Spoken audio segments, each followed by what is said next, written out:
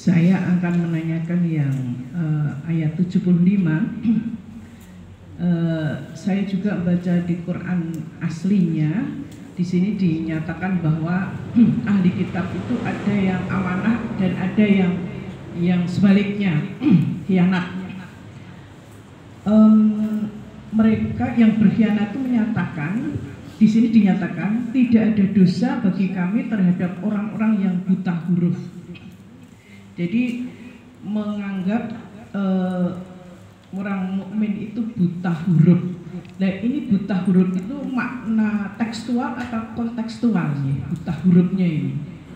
Jadi direndahkan sebagai buta huruf, apa memang buta huruf benar ataukah memang ada anggapan yang lain?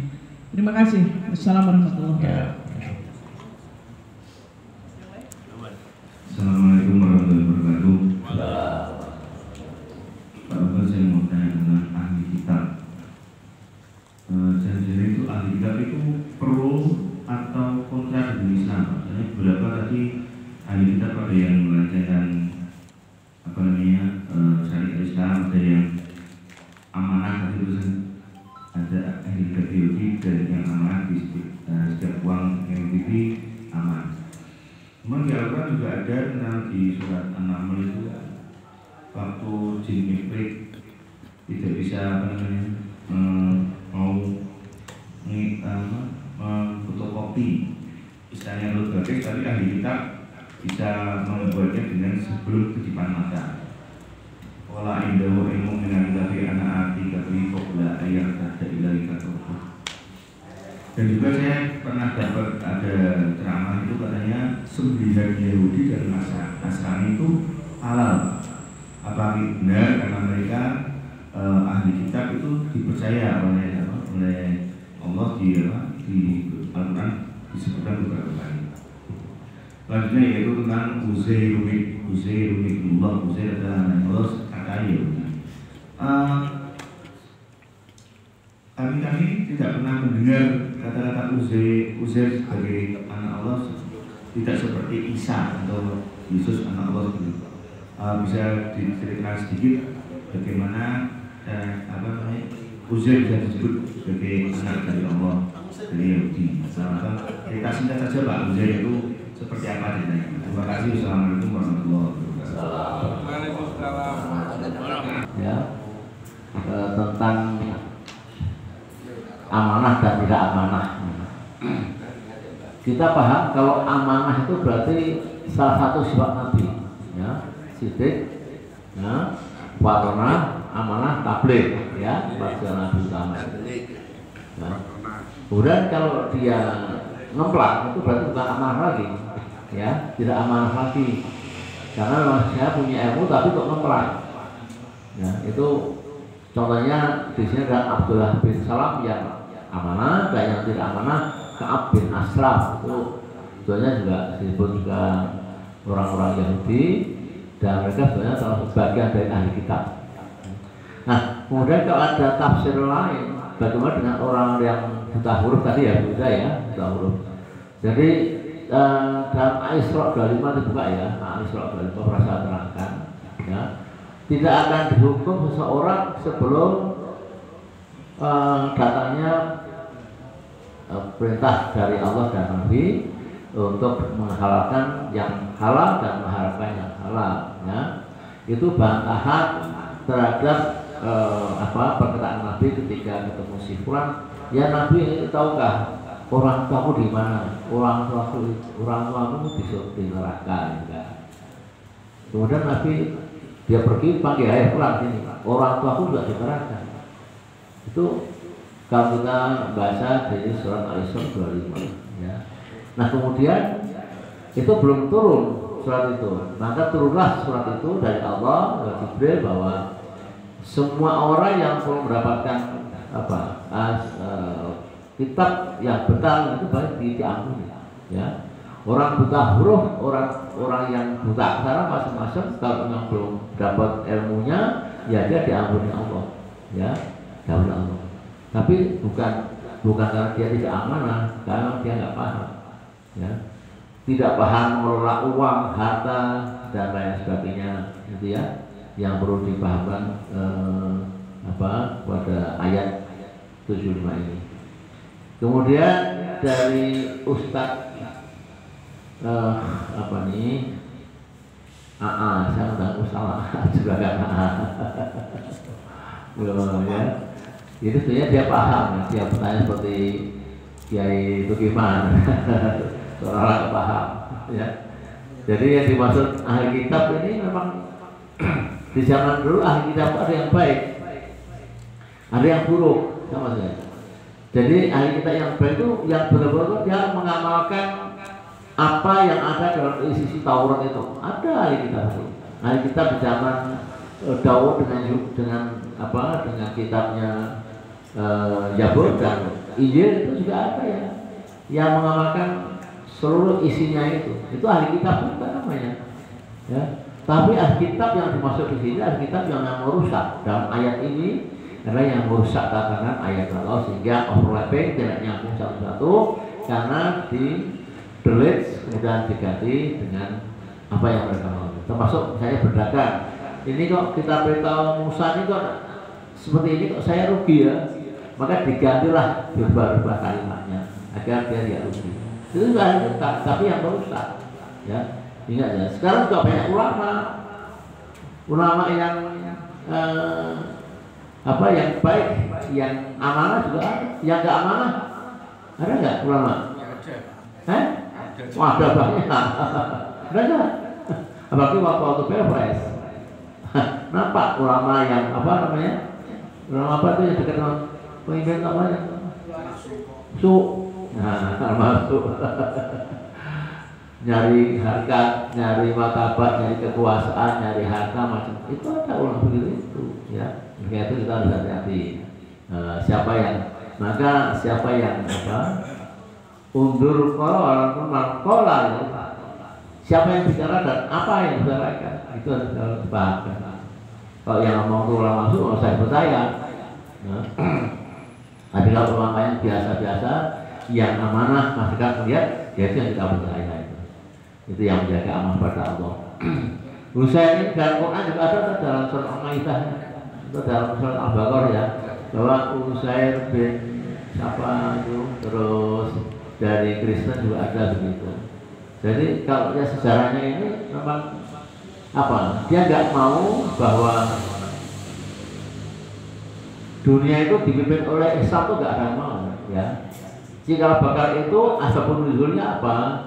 Karena memang Yahudi, Nasrani itu asalnya dari barat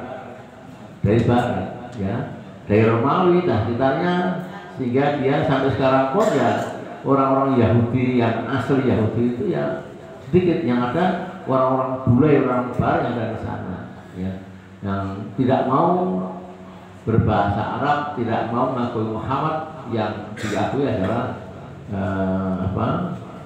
bangsa mereka, bangsa Eropa itu klannya klan Eropa, Romawi ya, Yunani dan macam. Oleh itu kenapa Allah turunkan kita dengan bahasa Injil itu Anjala Nazul namanya itu dari Yunani ya. Dan itulah yang dimaksud sampai kapanpun dia tidak akan mengakui kecuali orang yang dapat petunjuk ya, dan diharapkan petunjuk dari Allah, maka apapun dia dari manapun asalnya dia akan ikut petunjuk Allah itu. Tapi kalau tidak ya dia akan sesat selamanya. Termasuk yang menganggap bahwa Musa itu anak Allah, Isa anak Allah ya, itu kan termasuk sesat ya. Sesat ini dapat kita tafsirkan dalam surat Al-Fatihah. Ghairil maghdubi alaihim waladdallin. Jangan kau memberikan jalan-jalan yang engkau murkai. Sama dimurkai Allah? Yang dimurkai Yahudi. Dan jalan yang engkau sesatkan, siapa yang sesatkan? Nasrani. Itu makna dari Al-Fatihah yang terakhir ya. Ghairil maghdubi alaihim waladdallin. Ya, tafsir di Al-Fatihah kita sehari-hari. Baiknya itu sebisa mungkin. Sembelihannya Nasrani itu halal tak? Hewan sembelihan. Nasrani. Maksudnya orang Nasrani nyembelih. Nah kan dijelaskan menyembah tanpa nama Allah berarti haram kan? Ya. Innama khamru apa tuh? Apa yang dimaita Pak itu apa enggak? Hanya saya innama harama maitata itu darah, ya kan? Bahwa ini tentu binatang babi dan juga darah yang membal, babi, bangkai, kemudian penyembelihan hewan tanpa nama Allah, itu kan termasuk yang diharamkan, ya. Ya. Kalau yang nyembelih kalau masuk halal enggak?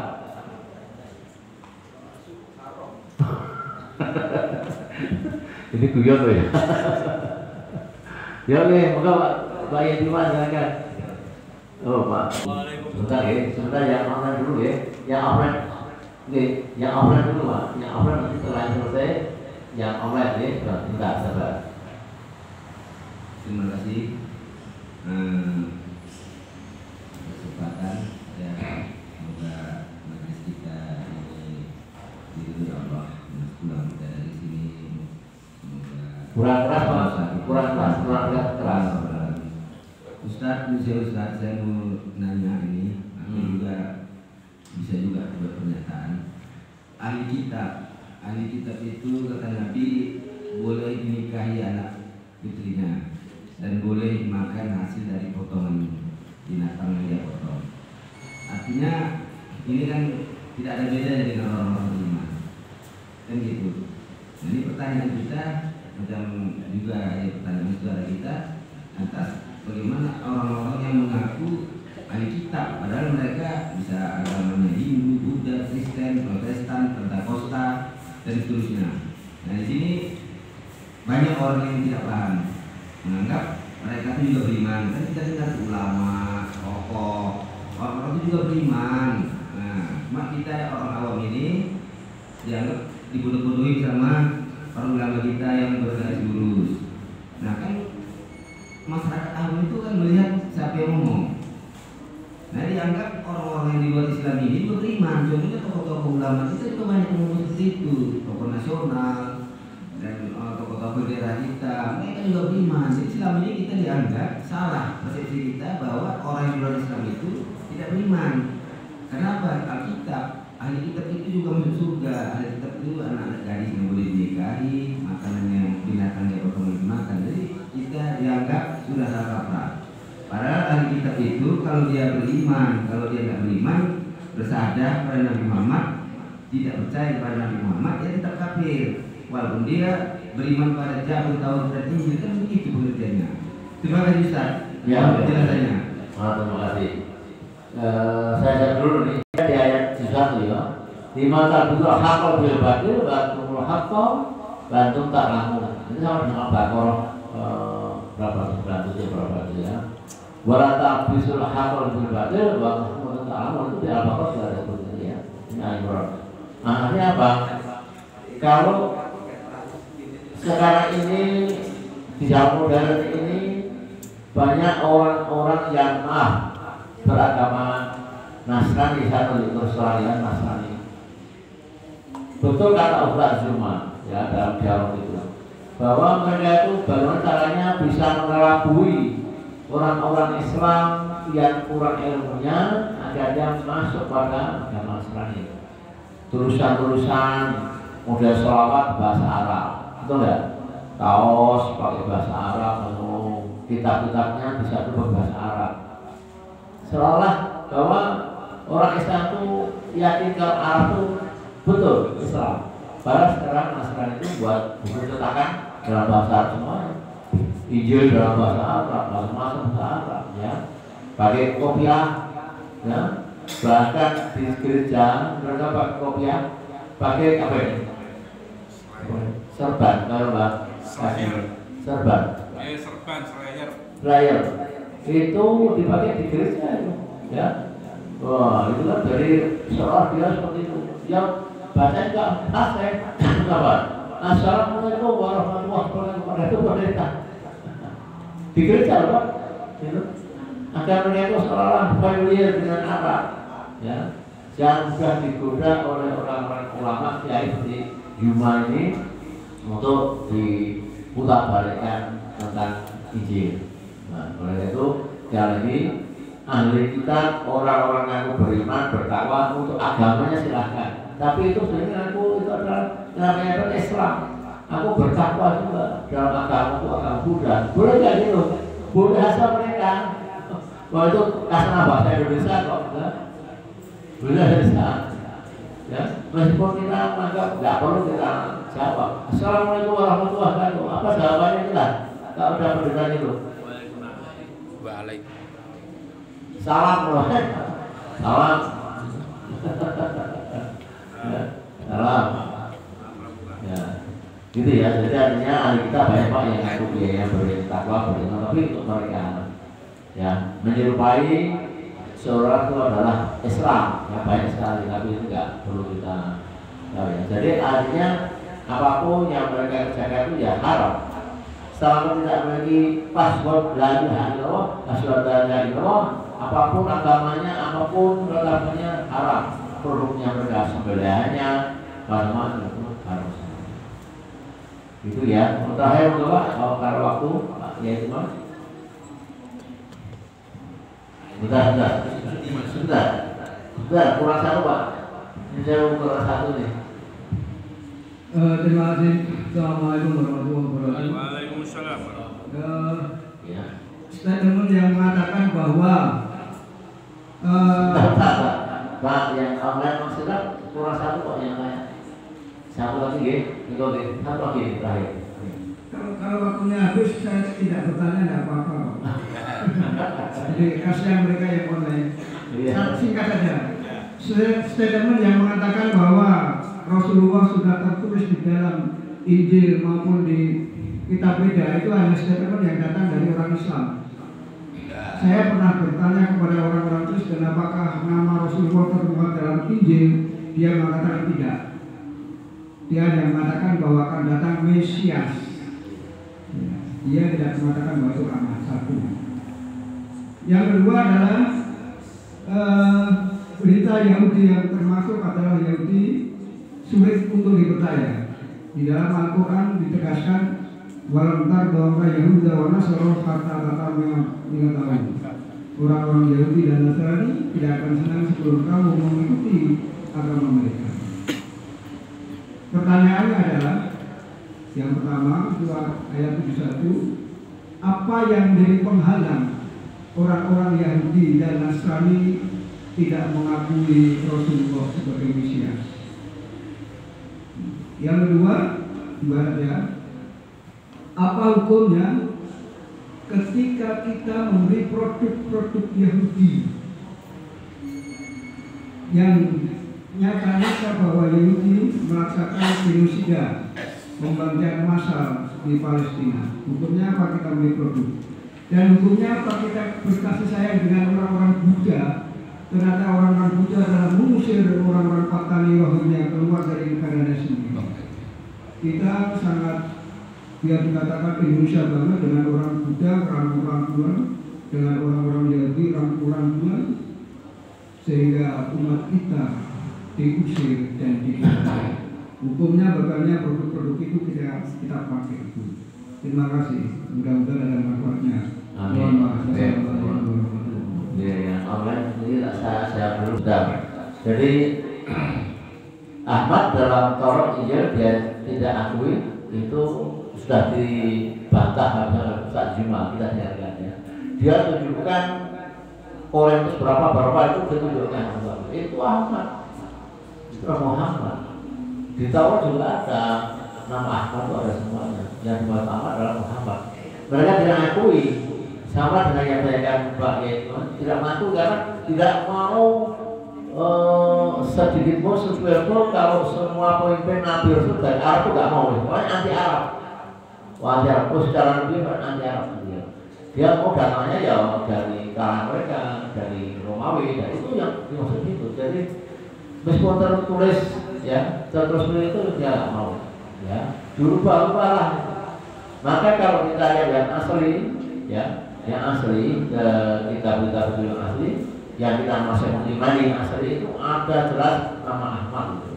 Namanya nggak mampu karena hanya masalah sentimen masalah kesukuan, masalah kebangsaan ya. Kalau nggak mau pakai bahasa Arab, nggak mau orang Arab jadi Nabi Rasul. Harus orang-orang Yahudi, orang Nasrani yang dari Barat, kan? Dari bintang timur macam-macam itulah dijelaskan. Jadi sekali lagi itu firman Allah kita paham bahwa Ahmad sudah ada dalam tahdir tadi itu dalam Taurat, Zabur dan Injil ya. Penghalang tidak akui Nabi tadi itu karena kebangsaan, masalah kebangsaan ya, yang tidak mengakui ya. Kemudian hukum membeli produk Yahudi lah ini MUI sudah jelaskan haram hukumnya. Nah kita mau ikuti MUI pada MUI sudah mendaftar itu haram tuh hukumnya membeli itu. Nah kita kembali pada ibadah binafsi, ibadah itu masing-masing kita pribadi. Mau beli silakan, enggak silakan. Mau patuh dengan MUI silakan, enggak silakan. Ya itu masalah muamalah ya, masalah muamalah. Dagang itu muamalah. Jadi silahkan kembali pada masing-masing ibadah binafsi ya. Itu ya. Kemudian Buddha, mengusir Rohingya, kemudian yang di Cina itu apa? Yang dibakar itu Uighur, itu ya. Ini kan masalah negara masing-masing. Kita nggak tahu latar belakang apakah terjadi konflik perbatasan maupun masing-masing itu nggak sama ya. Indonesia pun pernah terjadi sara yang begitu dasarnya ya, hingga bahkan membunuh macam-macam. Saya pikir kita harus bisa menghargai diri bahwa Nabi tidak pernah buat kemungkaran, tidak kuat membuat kemusuhan, ya pernikahan itu Nabi. Maka kita hidup di dunia ini, kalau kita tidak berani, jangan kita memerangi. Ya, apapun namanya kita beramalan, berdagang boleh, tapi akidah kita beda. Ya, itu yang perlu kita tekankan. Dalam Quran itu Nabi juga sampaikan ya. Kita adalah memberikan dakwah yang baik. Kalau kita berani ya kita merangi halal, darahnya itu boleh ya. Tapi kalau tidak berani jangan. Ya. Karena itu Pak Iman dia paham tadi untuk benar kita semua. Barangkali itu yang dapat kita sampaikan. Silakan ditutup takmir. Terus saya izin meneruskan jawaban pada dialog dengan subuh, majelis subuh, satu subuh istiqomah yang dirahmati Allah dan dimuliakan Allah, dan kita sama-sama mencari ridho Allah Taala. Terusan kita dengarkan kajian tausiah dari Ustaz kita Bapak Umar Asidik. Kita kesampaikan di dalam hati dan yang kita untuk amalkan dan kita sampaikan kepada saudara-saudara lain. Dan untuk sempurnanya majelis ini tidak menjadikan majelis yang sia-sia, maka majelis ini kita tutup dengan doa kifarah majelis. Subhanallahumma wa bihamdika asyhadu an la ilaha illa anta astaghfiruka wa atubu ilaik. Assalamualaikum warahmatullahi wabarakatuh.